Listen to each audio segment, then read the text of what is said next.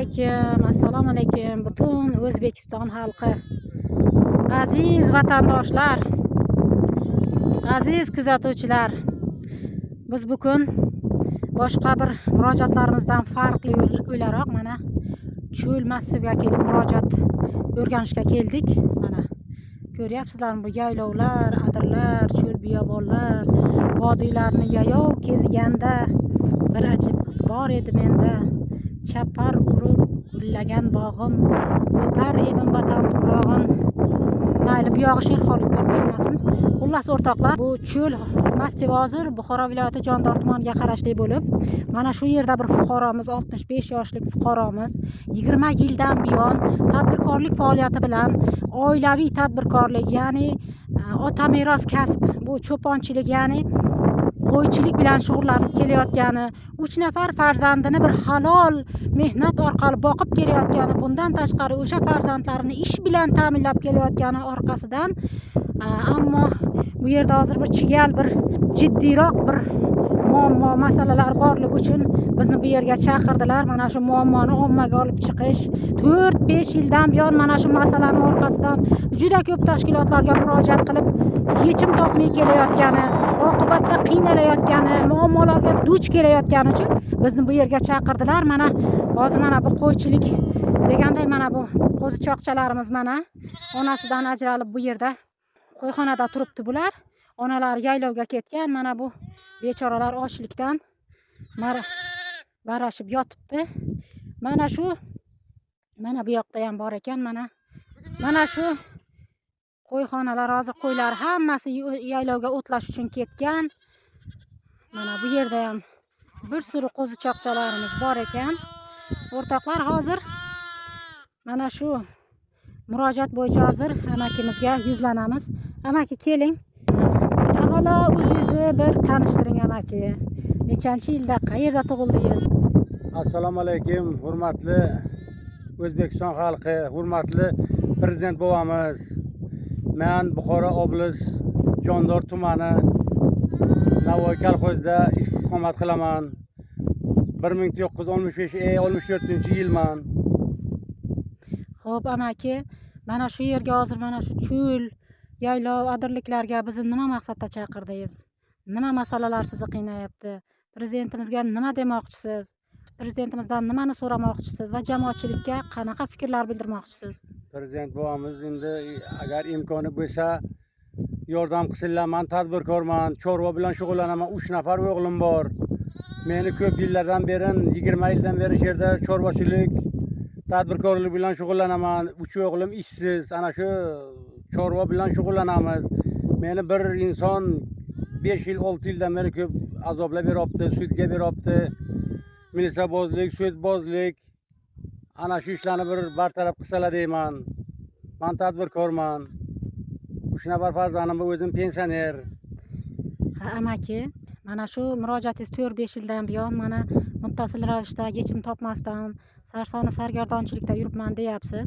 Hozir men sizga bu efirni tutayotganim jamoatchilikka, yuqori turuvchi tashkilotlarga qilayotgan murojaatlaringizda birorta yolg'on aralashmasdan, tuhmat aralashmasdan yoki bir haqorat aralashmasdan gapirasiz degan umiddaman.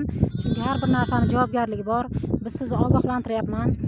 Ammo o'sha siz aytayotgan shaxs, tadbirkor mana shu yerdan sizni meni chiqarishga urinyapti.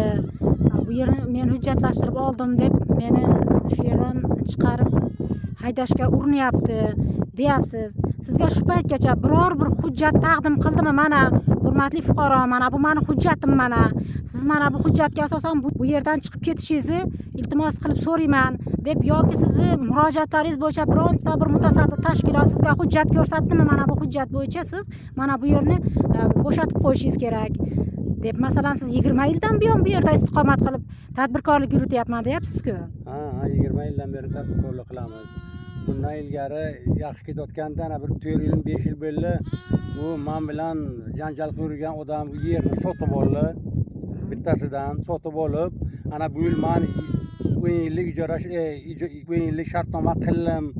Endi chiqasan bu yerdan.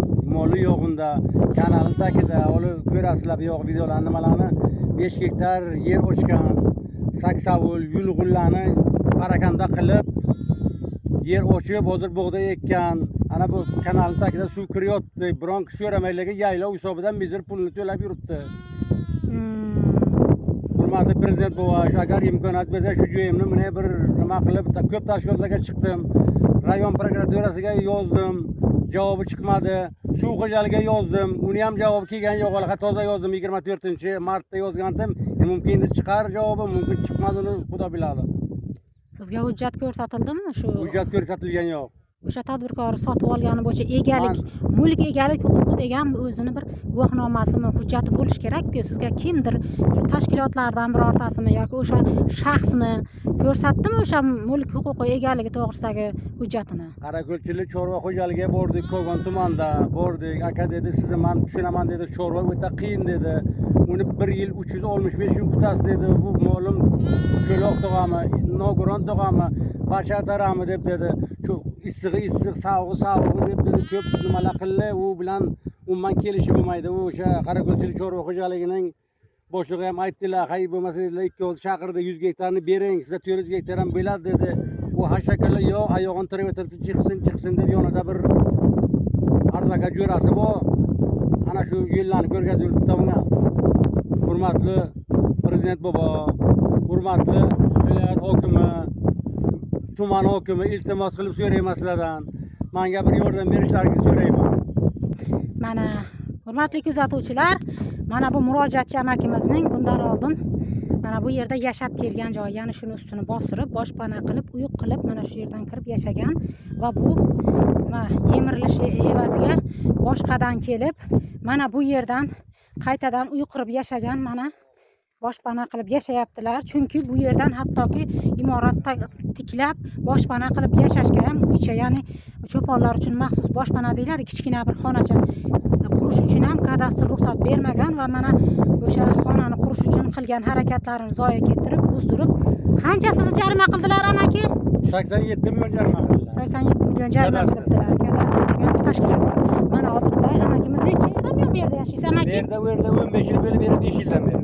Boyagi ko'rsatgan joyimizda 15 yil, u yeri o'pirilib, nima yemirilgandan keyin mana 5 yildan buyon mana shu yerda voyay, biram qo'rqinchli o'rtoqlar mana yer tagidan qazib, u kerakli ehtiyojlari uchun mana kerakli nimalari, hattoki mana tomlari bosirilgan holatda mana amakimiz, nahotki inson qadri shunchalik darajada qorong'i, hech qanday elektr jihozlari yo'q, yoritish uchun hech qanday nima sharoit yo'q-a? Ana akkumulyatorcha qo'yilgan, akkumulyator ana. Akkumulyatorchi.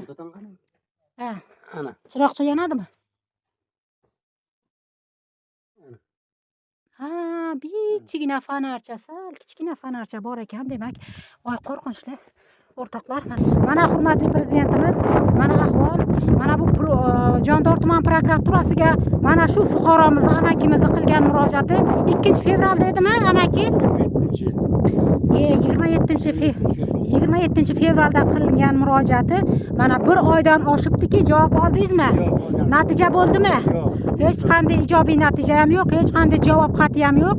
Bu prokuratura tizimlari nima ish bilan band bilmadim, lekin tadbirkorlarning huquqini kim himoya qiladi? Fuqaroning huquqini kim himoya qiladi degan savollar o'rtada. Hurmatli mutasaddilar, sal uyg'onishlaringizni men tavsiya qilaman. Sababi yaqinda prezidentimiz fuqarolarning murojaatlari bilan ishlash, ularning murojaatlariga juda qattiq yondashib, qattiq e'tibor qaratish bo'yicha chuqur islohotlar olib borishlari bo'yicha selektor yig'ishlari o'tkazdilar va mutasaddilarga qattiq topshiriqlar bergan edilar. Qani buni natijasi? Qani o'rtoqlar, mana shuni bilan amaki yana bormi gaplaringiz? Keling, mana oxirlarini ko'ring. Yaxshi. Shu yerda o't yo'q. Mana bu yerga yem bilan bir bola qilib tirikchilik qilib yotibman. Shu yerda o't yo'q, ana ko'rgan bo'lsangiz videoda. Bu arpa, bug'doy, kepak, shirot, mana. Uni ham mo'rchalar tashib ketyapti mana. Qilyapman. Bila Mana chorva. bu yerdan oxirlarim bor, qo'yasiz, nasoz bor. Necha bosh edi qo'yzilar? Shuni ham aytib. 300 ta. 300 ta qo'yzilar bor, ha? Ana bu yem mana. Mana yem xashaklar. Qushlar olib ketmaydimi amaki? Olib ketib qo'ydim. Qushlar ham rizqini yeydi, mana. Hamma narsa bor. rizq nasibasi bor. Ha, har bir jon zoti o'zini Xudo bergan rizq nasibasi bor, to'pa to'g'ri. Mana. Mana yerdan bozib Mana. Qo'y qo'zilar uchun nasiblar, tadbirkorlik uchun sharoitlar mana shu insonga, mana shu amakimizga rahmat aytmoqchiman. Mana shunchalik qiyinchilikda, mana cho'l hududida qurg'oqchilik bir nimada mana o't yo'q.